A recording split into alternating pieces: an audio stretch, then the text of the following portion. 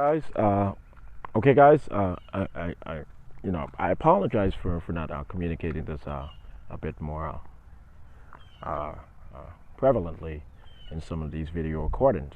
But yeah, as Julius Caesar, I did have the after I resurrected as Christ in Nazareth, I cannot explain to you guys how Tom Cruise did cover it up in the movie Mission Impossible 3. Okay, I died on the cross. I was more so brain dead, but my heart did beat a bit once every few minutes.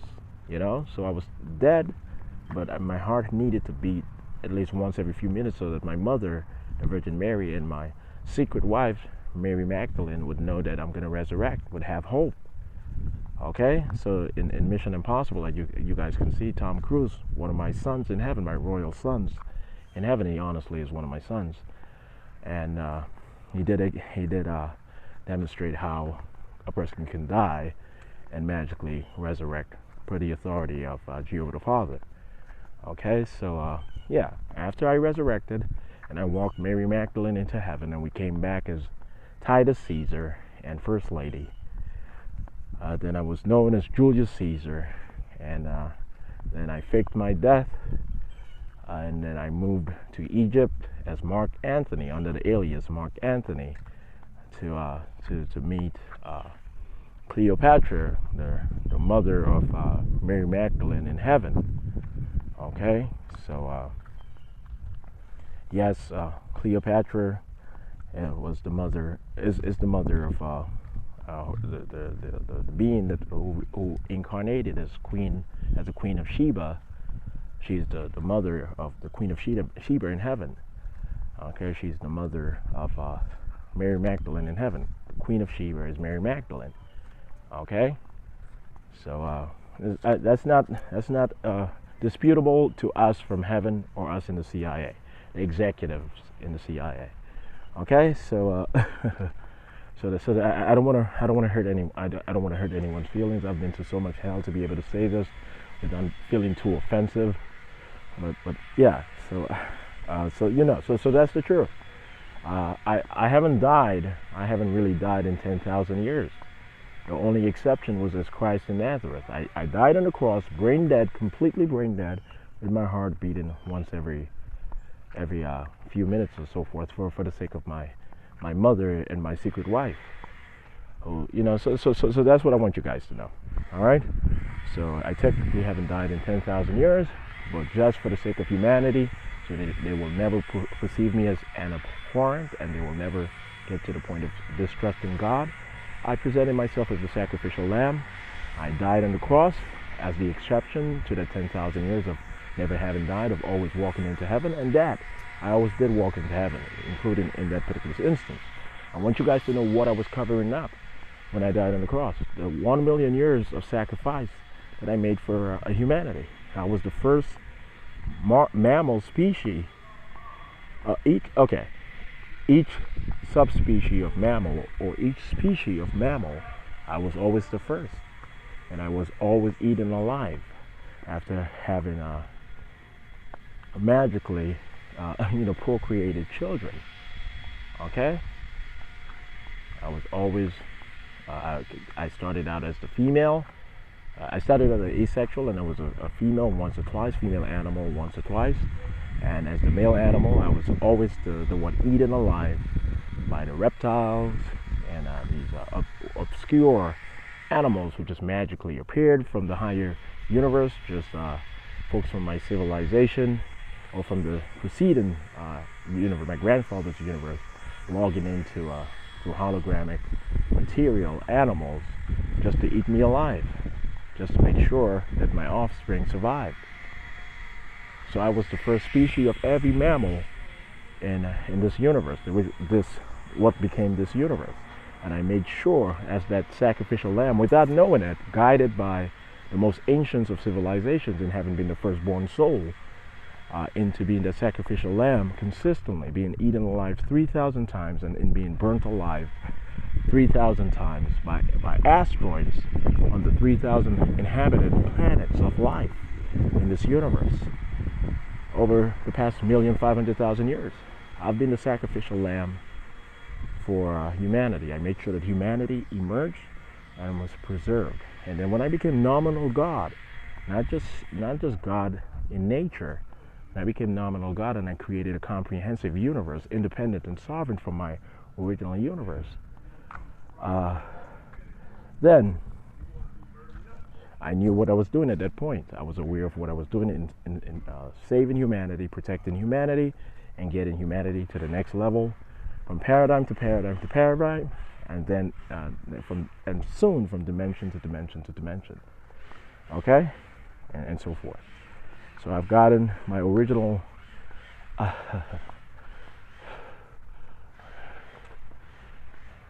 a block there. Okay, hold on.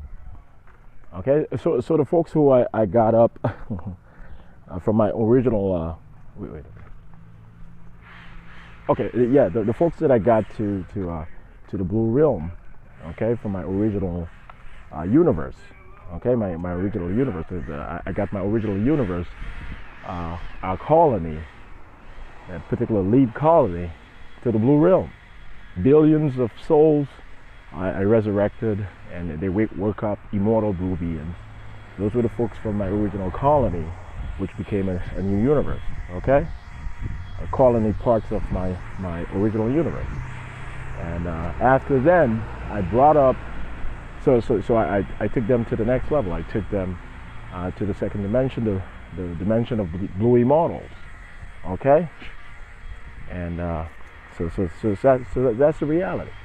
And focusing on Earth thereafter, and having created an expanded and independent and real and sovereign universe, I brought up some folks to heaven, from Earth and its constellation to heaven by automation, to be able to get all of the Neanderthals into heaven as my royal children, birthed by my original daughters, who became my partners, the mothers of the royal children of Jesus Christ, my children. So all of the 10,000 Neanderthals, upon their death, and having survived the worst sort of right of humanity ever, and having earned not that privilege, but that horrid right toward the privilege of being birthed in heaven, rebirthed in heaven, literally via the womb of angels in heaven, the 3,000 angels in heaven, my female partners, the mothers of my biological children, into the royal children of God. Okay? So once again, the Neanderthals, the 10,000 Neanderthals who actually existed, we lie in history about these things. We provide white lies in history, in science, and in everything, until people have earned knowing the truth and nothing but the truth. So we've provided consistent truth to humanity, but there are white lies in between. People have to earn the removal of the white lies over the next 500 years. Okay, so that's what I want you guys to understand. So the 10,000 Neanderthals, like Will Smith, Tom Cruise, and Tom Hanks, and Prince William's, my children, they were Neanderthals. Okay, yeah, they were Neanderthals. The worst right of humanity, other than what I went through. Okay, and they only existed for one life. The Neanderthals only existed for one life. Okay, there was no civilization of Neanderthals that went on for hundreds of thousands of years or tens of thousands of years. We have to provide that lie in history for operative reasons. But they were rebirthed in the city of God and angels in the second dimensions as my royal children. Okay, so I have about 100 royal children already here on Earth, preparing the way for my 9,990 remaining children in heaven, ready to jump into the gauntlet. They're ready to go into sleep mode, into dream mode, and be birthed via natural birth into the United States of America, for the most part, to change the world into world government, integrated global society, to help their father, daddy. Okay, that's what they call me from time to time, daddy. All right, so Usher is my son. He's one of my royal sons. Okay, and that Daddy's Home song, that's about me. I'm ready to play. Shawn is ready to play. I'm ready. So yes, I am gonna have to I'm gonna have to explain this. Yes, I am Buddha. Okay, I am Yahweh. I am Allah. I am Brahma. I'm Jesus Christ, and that's not just in my mind. That's the reality. I do recall the experience of being these beings when those particular sectors of my being were created. I remember having had to starve as Buddha, as a prince of a kingdom, a South Asian kingdom. Actually, it was a Southeast Asian kingdom. You know, for the most part, South Asian kingdom.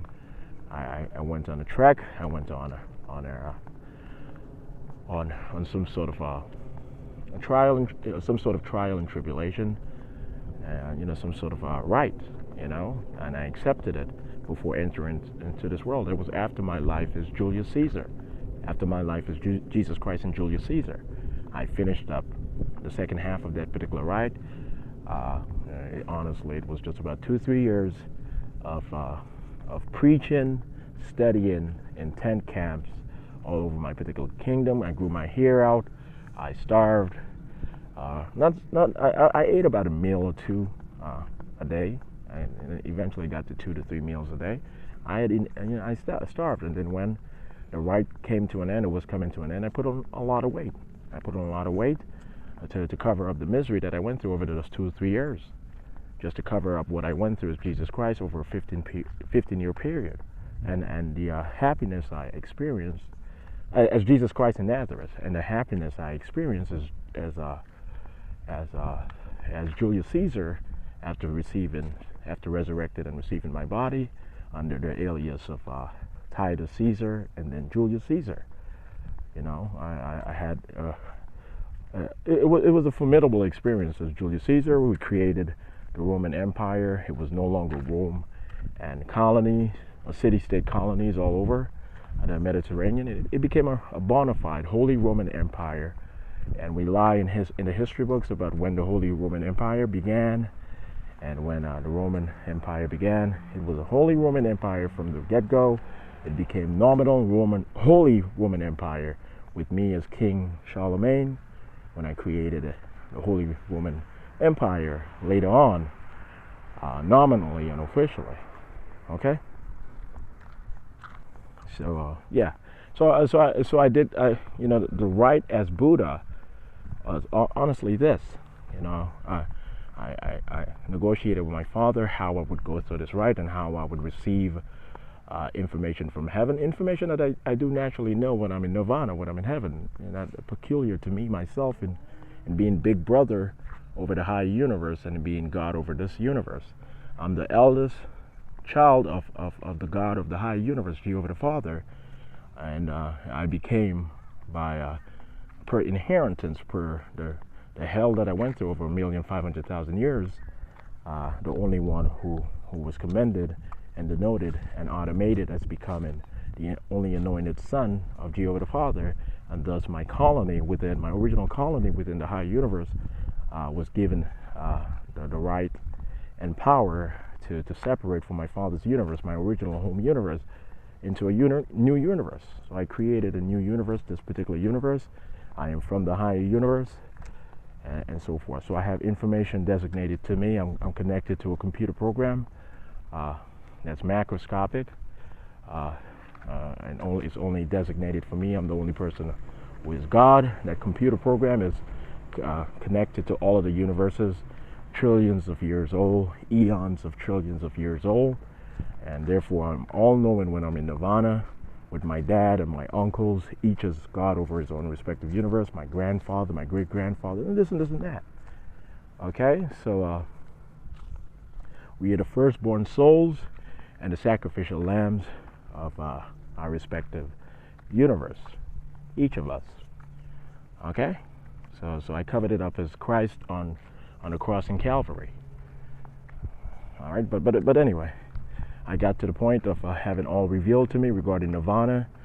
I covered up nirvana actually being the fourth dimension, with nirvana representing perfect enlightenment, and that's part of being of the fourth dimension or the third dimension, evolving into popular nirvana, becoming fourth dimension incognito itself. Okay, and that's when we get to the fifth dimension, when popular nirvana becomes of the fourth dimension. Becomes when the third dimension becomes of the fourth dimension. Okay, so there's a fifth dimension, and it's a governorship over the multiverses by me, my father, my grandfather, my uncles, and so forth. We're going to govern the multiverses, the existence zone. We're going to protect our civilizations, our universal civilizations, as a collective, as a confederation of universes.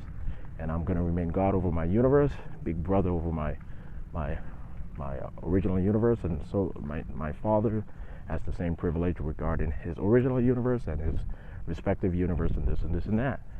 Okay, we've gone through a lot of pain and sacrificed so much for humanity to be able to be preserved regarding humanity's soul and eventually immortality and eventually uninterrupted happiness. But anyway, okay, so as Buddha, everything was revealed to me within the human condition. Okay, with agents always around, making sure that they don't get in trouble by allowing me to die or this and this. So they always made sure that I did not die, that I would be able to survive. And when the time was right, they were told, okay, he's not saying that he wants to be poor in this life. He's not here to sacrifice in that sort of way. He sacrificed for the sake of Asia as Buddha, and corresponding with his other manifestations as God. And bring him back to his kingdom. His father is awaiting him. He'll be crowned king, and now we do have a and at that point, what they explained to the agents is that we do have a confederation of South and East Asia now, and Buddhism will be the chief religion of East Asia, for the most part. And my role as Brahma over Hinduism was preserved, and my humility as Confucius in China allowed me to not feel abhorrent to my core being or to my civilization or to my father and my uncles and so forth, in not pronouncing as Buddha that God exists. I was just being completely humble. I was saying, whatever you believe, if you don't believe that God exists, believe in doing the right thing and gaining enlightenment. Okay, and as Confucius, what I explained is that even though if you refuse to believe that God exists, a singular God exists, or a collective God exists, at least believe in this. Believe in logic, believe in studying ethics, believe in a due process, and this and this and that. That's what I communicated as Confucius. Okay, I covered up being Jesus Christ as Confucius and having disciples and so forth. Okay, I am not a prophet at all by any means. I'm only a prophet per assignment on behalf of my father. I've only been a prophet on behalf of my father at times, but I'm not a prophet at all. I am honestly God over this universe. I want everyone to be completely understanding of this. We have a lot of work to get done. And yes, the Caribbean community will not be dissolved, and the member states within the Caribbean community will remain independent and sovereign, and within the Organization of American States, within CARICOM, and so that ought to be understood. CARICOM will evolve into becoming the lead political caucus of the General Assembly of the Americas, the GAA, which is going to be transformed, which is going to be incepted with the EAA. In 2025, the Organization of American States General Assembly will become the General Assembly of the Americas, and it will be able to pass law, continental law, over each and every one of the member states of the Organization of American States. ASEAN will develop a continental, a regional parliament, and it'll become nominal of value, quality, and operative status.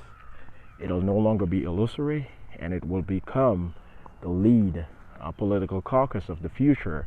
We are negotiating the future parliament of the Asia Pacific. Okay, the parliament of the Asia Pacific is going to be a core and fundamental branch, naturally, of the future Union of Asia, of the Asia Pacific, or Asia Pacific Union. Okay, so I just had to mention that, and once again, the Free Trade and Economic Agreement of the Americas will be called the EAA.